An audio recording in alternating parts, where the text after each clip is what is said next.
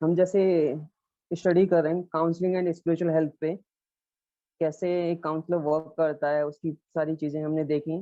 जब एक काउंसलर के पास कोई क्लाइंट आता है तो उसके कुछ प्रोसेस हमने पिछले कुछ दिनों में देखे थे। एक प्री इंडक्शन होता है, देन उसके बाद एक मेंटल स्टेटस एग्जाम होता है जिसके थ्रू उसकी एक्चुअल बीमारी पता करनी होती है। और लास्ट टाइम हमने डिस्कस किया था इंडक्शन के बारे में, जिसमें पता चला कि कैसे पेशेंट कोई क्लाइंट है उसको धीरे धीरे कैसे अपनी बात मनवाने के लिए हिप्नोटिक स्टेज में ले जाना होता है, जिसके बाद धीरे धीरे वो क्लाइंट आपकी बातें सुनता है और फिर जैसे हम चाहें उसको हील कर सकते हैं। अब हम चलते हैं फोर्थ चैप्टर पे, इमोशनल हीलिंग।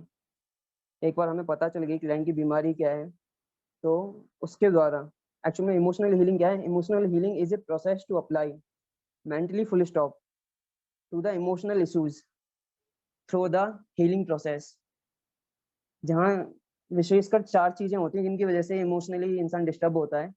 तो नोन पर्सन्स की वजह से, अननोन चीज़ों की वजह से, अननोन पर्सन्स की वजह से, कुछ सीन्स होते हैं और कुछ सिचुएशंस होती हैं जिसकी वजह से एक पर्सन ज़्यादातर तनाव में आता है, टेंशन में आता है। इसमें अगर हम आगे बढ़ें, हमें माइंड को हील क्यों करना है, इस पे बात करें तो हीलिंग के लिए हम देखते हैं हमारे अंदर एक जो डिसीज होती है वो इसलिए मैनिफेस्ट होती हैं क्योंकि हमारा इम्यूनिटी सिस्टम काफ़ी कमज़ोर हो जाता है। जब इम्यूनिटी सिस्टम कमज़ोर होता है तो डिसीज़ बाहर दिखती हैं, बीमारियाँ बाहर दिखती हैं।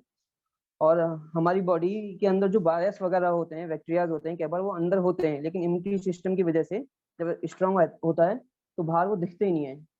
बट धीरे धीरे जब हम बहुत ज़्यादा टेंशन लेने लग जाते हैं, एक लंबे पीरियड तक टेंशन में रहते हैं, तो स्ट्रेस में रहते हैं, तो हमारी एनर्जी वो खत्म हो जाती है और जिससे वो डिसीज बाहर दिखने लग जाती हैं।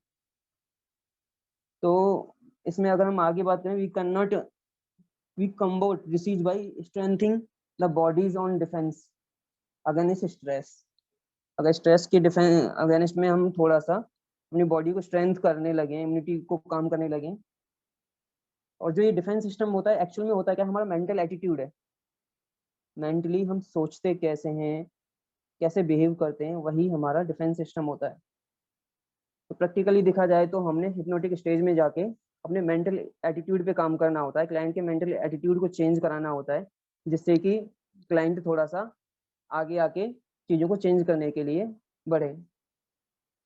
इसमें अगर हम बात करें जब क्लाइंट को कैसे, मतलब इसमें एक प्रोसेस होता है रिग्रेशन, पास्ट लाइफ में लेके जाना धीरे धीरे पास्ट।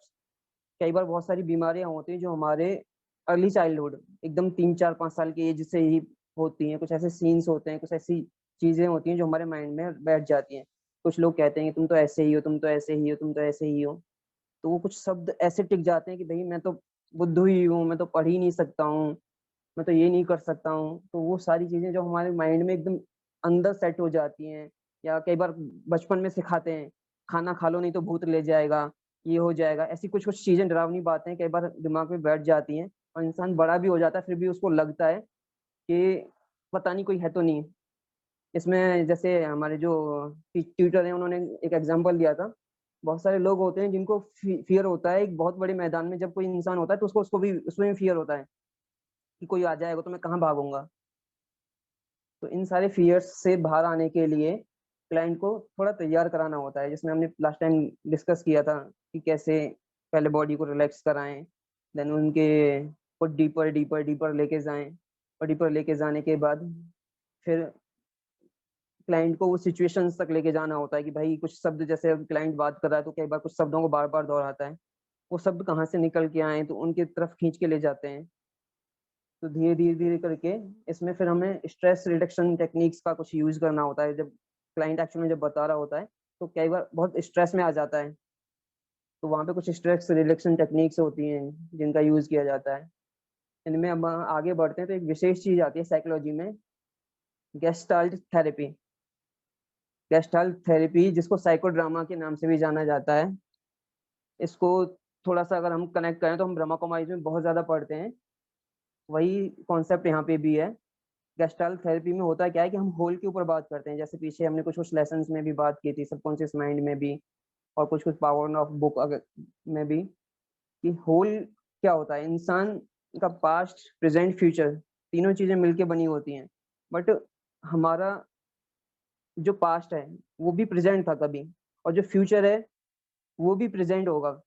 तो हमारा पूरा फोकस प्रेजेंट पे होना चाहिए, जहाँ से इसकी शुरुआत होती है। और इसके जो मेन जिन्होंने ये थेरेपी लेके आए उनका नाम फेडरिक और लॉरा पर्ल्स, 2 लोग हुए जिन्होंने ये गेस्टाल्ट थेरेपी विकसित की थी, और जर्मन से इसकी शुरुआत हुई।